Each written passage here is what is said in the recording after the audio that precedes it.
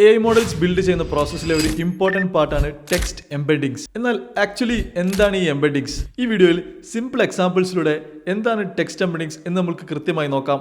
ChatGPT പോലുള്ള large language models build ചെയ്യുന്ന പ്രോസസ്സിലെ ഒരു ഇമ്പോർട്ടന്റ് പാർട്ടാണ് ന്യൂറൽ നെറ്റ്വർക്ക് ട്രെയിനിങ്. അതായത് നമ്മൾ ഒരു ലാർജ് ഡാറ്റ സെറ്റ് ഒരു ന്യൂറൽ നെറ്റ്വർക്കിലേക്ക് ഫീഡ് ചെയ്ത് അതിലെ പാറ്റേൺസ് പഠിച്ചെടുക്കാൻ വേണ്ടി ട്രെയിൻ ചെയ്യുന്ന ഒരു പ്രോസസ്സ്. നമ്മൾ ഫീഡ് ചെയ്യുന്ന ഡാറ്റ എപ്പോഴും ഒരു ടെക്സ്റ്റ് ഡാറ്റയാണ്. ബട്ട് ന്യൂറൽ നെറ്റ്വർക്സിന് ടെക്സ്റ്റ് ഡാറ്റ ഡയറക്ട്ലി പ്രോസസ് ചെയ്യാൻ കഴിയുകയില്ല. അതിന് നമ്പേഴ്സ് മാത്രമേ പ്രോസസ് ചെയ്യാൻ സാധിക്കുകയുള്ളൂ. അതുകൊണ്ട് നമ്മൾ ഈ ടെക്സ്റ്റ് ഡാറ്റയെ ടോക്കൺസ് അല്ലെങ്കിൽ വെക്ടേഴ്സ് ആക്കി കൺവേർട്ട് ചെയ്യും. ഇങ്ങനെ ടെക്സ്റ്റ് ഡാറ്റയെ ഒരു വെക്ടർ റെപ്രസെന്റേഷനായി കൺവേർട്ട് ചെയ്തതിനെയാണ് ടെക്സ്റ്റ് എംബെഡിങ്സ് എന്ന് പറയുന്നത്.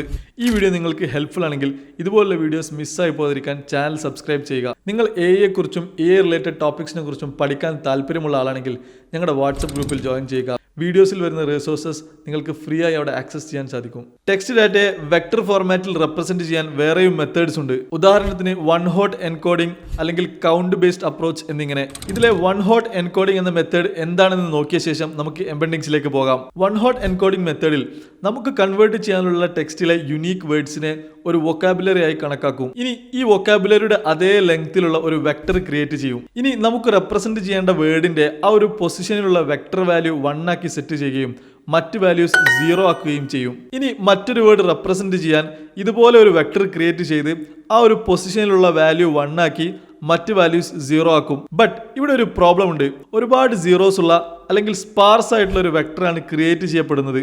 അതുകൊണ്ട് തന്നെ ഇത് അത്ര എഫിഷ്യന്റ് അല്ല. ഇനി നമുക്ക് എംബെഡിങ്സ് മെത്തേഡ് എന്താണെന്ന് നോക്കാം. എംബെഡിങ്സ് മെത്തേഡ് വൺ ഹോട്ട് എൻകോഡിംഗ് അല്ലെങ്കിൽ കൗണ്ട് ബേസ്ഡ് അപ്രോച്ചിനേക്കാളും കൂടുതൽ എഫിഷ്യന്റ് ആണ്. എംബെഡിങ്സിൽ വേർഡ്സ് ഒരു ഡെൻസ് വെക്ടർ ഫോർമാറ്റിലാണ് റെപ്രസെന്റ് ചെയ്യുന്നത്. അതുപോലെ സിമിലർ ആയിട്ടുള്ള വേർഡ്സ് അടുത്ത് നിൽക്കുന്ന രീതിയിലും ഡിസിമിലർ ആയിട്ടുള്ള വേർഡ്സ് അകന്നു നിൽക്കുന്ന രീതിയിലുമാണ് ഉണ്ടായിരിക്കുക. ഒരു ഡെൻസ് വെക്ടർ എന്ന് വെച്ചാൽ കൂടുതൽ സീറോസ് ഇല്ലാത്ത അധികവും വാല്യൂസ് ഉള്ള ഒരു വെക്ടറാണ്. നമ്മൾ പറഞ്ഞു എംബെഡിങ്സിൽ സിമിലർ വേർഡ്സ് അടുത്തായിരിക്കുമെന്ന്. എന്നാൽ എന്താണ് സിമിലർ വേർഡ്സ്? സിമിലർ വേർഡ്സ് എന്ന് വെച്ചാൽ ഒരേ കോണ്ടെക്സ്റ്റിൽ ഉപയോഗിക്കുന്ന വാക്കുകളാണ്. ഉദാഹരണത്തിന് വേർഡ്സ് ലൈക്ക് ടീ അല്ലെങ്കിൽ കോഫി എന്ന് പറയുന്നത് സിമിലർ വേർഡ്സ് ആയി കണക്കാക്കാം. കാരണം അത് ഒരേ കോണ്ടെക്സ്റ്റിൽ ഉപയോഗിക്കുന്നവയാണ്. അതോടൊപ്പം സിമിലർ ആയ മറ്റു വേർഡ്സ് ആണ് ബ്രേക്ക്ഫാസ്റ്റ്, ഡ്രിങ്ക്, എൻജോയ് എന്നിവയൊക്കെ. ബട്ട് ഇവിടെ ഇനി ടീ എന്ന വേർഡിനോട് കമ്പയർ ചെയ്യുന്നത് പി എന്ന വേർഡ് ആണെങ്കിലോ?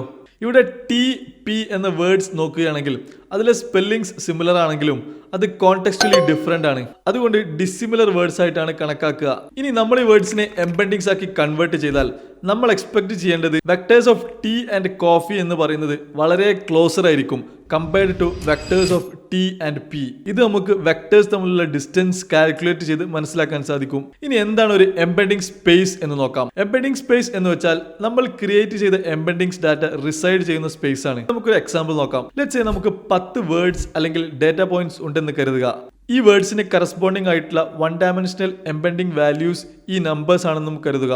വൺ ഡയമെൻഷണൽ എന്ന് വെച്ചാൽ ഒരു വേർഡിന്റെ എംബെഡിംഗ് വാല്യൂ ഒറ്റ നമ്പർ ആയിട്ടാണ് നമ്മൾ കൺവേർട്ട് ചെയ്യുന്നത്. ഇനി നമ്മൾ ഇതിനെ ഒരു എംബെഡിംഗ് സ്പേസിൽ റെപ്രസെന്റ് ചെയ്താൽ നമുക്ക് ഇങ്ങനെയായിരിക്കും കാണാൻ സാധിക്കുക. ഇനി ഇതിലെ 2 പോയിന്റുകളുടെ ഡിസ്റ്റൻസ് നമ്മൾ കാൽക്കുലേറ്റ് ചെയ്താൽ ആ പോയിന്റിലെ വേർഡ്സ് തമ്മിലുള്ള സിമിലാരിറ്റി നമുക്ക് കിട്ടും. ഇനി നമുക്ക് വേറൊരു എക്സാമ്പിൾ നോക്കാം. ഇനി നമ്മൾ വേർഡ്സിനെ 1 ഡയമെൻഷന് പകരം 2 ഡയമെൻഷൻ ആക്കിയാൽ, അതായത് 2 വാല്യൂസ് ആക്കിയാൽ നമുക്ക് ഇങ്ങനെയായിരിക്കും ലഭിക്കുക. ഇതിനെ ഒരു 2D സ്പേസിൽ പ്ലോട്ട് ചെയ്താൽ നമുക്ക് ഇങ്ങനെ വിഷ്വലൈസ് ചെയ്യാൻ സാധിക്കും. ഇപ്പോൾ ഓരോ വേർഡ്സും ഒരു ഡയമെൻഷനുള്ള ഒരു വെക്ടറായി നമുക്ക് കാണാം. ഇനി നമ്മൾ ഇതിലെ ഡയമെൻഷൻസ് ഇൻക്രീസ് ചെയ്യുകയാണെങ്കിൽ 3rd ഡയമെൻഷൻ വരെ നമുക്ക് വിഷ്വലൈസ് ചെയ്യാൻ സാധിക്കും. അത് കഴിഞ്ഞാൽ വിഷ്വലൈസേഷൻ സാധ്യമല്ല. പക്ഷേ ബാക്കി പ്രോപ്പർട്ടീസ് ഒക്കെ അത് ഇൻഹിബിറ്റ് ചെയ്യും. ഇതുപോലെ നമ്മൾ ഒരു വേർഡിനെ 32 ലെങ്ത് ഉള്ള ഒരു വെക്ടർ ആക്കി എംബെഡ് ചെയ്താൽ അതിനർത്ഥം നമ്മൾ അതിനെ ഒരു 32 ഡയമെൻഷനുള്ള സ്പേസിലെ ഒരു വെക്ടർ ആക്കി കൺവേർട്ട് ചെയ്യുക എന്നാണ്. തീർച്ചയായും ഇത് നമുക്ക് വിഷ്വലൈസ് ചെയ്യാൻ സാധിക്കുകയില്ല. ബട്ട് അതിനേക്കാൾ ഇമ്പോർട്ടൻ്റ് ആയി നമുക്ക് ഈ വെക്ടേഴ്സ് തമ്മിലുള്ള ഡിസ്റ്റൻസ് കാൽക്കുലേറ്റ് ചെയ്ത് റെസ്പെക്റ്റീവ് വേർഡ്സ് തമ്മിലുള്ള സിമിലാരിറ്റി മനസ്സിലാക്കാൻ സാധിക്കും. അതിന് നമുക്ക് കൊസൈൻ സിമിലാരിറ്റി പോലുള്ള മെത്തേഡ്സ് യൂസ് ചെയ്യാം. നമ്മളൊരു ടെക്സ്റ്റ് എംബെഡിങ്സ് സക്സസ്ഫുള്ളി ക്രിയേറ്റ് ചെയ്തു എന്ന് കരുതുക. അത് വിഷ്വലൈസ് ചെയ്താൽ എങ്ങനെയിരിക്കും എന്ന് നോക്കാം. വിഷ്വലൈസേഷന് വേണ്ടി നമുക്ക് ഈ വെക്ടേഴ്സ് 2 ഡയമെൻഷൻ ആണെന്ന് കരുതാം. ഇനി ഈ എംബെഡിംഗ് സ്പേസിൽ സിമിലർ വേർഡ്സ് അടുത്തായിരിക്കും ഉണ്ടായിരിക്കുക. അതുപോലെ ഡിസിമിലർ വേർഡ് അകലെയായിരിക്കും. ഉദാഹരണത്തിന് കിങ്, ക്യൂൻ, കിങ്ഡം, സോവറിൻ എന്നിവ വളരെ ക്ലോസ് ആയിരിക്കും. അതുപോലെ മറ്റൊരു ഗ്രൂപ്പായ കാറ്റ്, ഡോഗ്, പെറ്റ്, ആനിമൽസ് എന്നിവ വളരെ ക്ലോസ് ആയിരിക്കും. ഇനി ചില കേസിൽ വേർഡ്സ് തമ്മിലുള്ള റിലേറ്റീവ് ഡിസ്റ്റൻസ് അവ തമ്മിലുള്ള കോണ്ടെക്സ്റ്റുവൽ ഇൻഫർമേഷൻ റിവീൽ ചെയ്തേക്കാം. ഇങ്ങനെയാണ് നമ്മൾ വേർഡ്സിനെ വെക്ടേഴ്സ് അല്ലെങ്കിൽ എംബെഡിങ്സ് ആക്കി കൺവേർട്ട് ചെയ്യുന്നത്.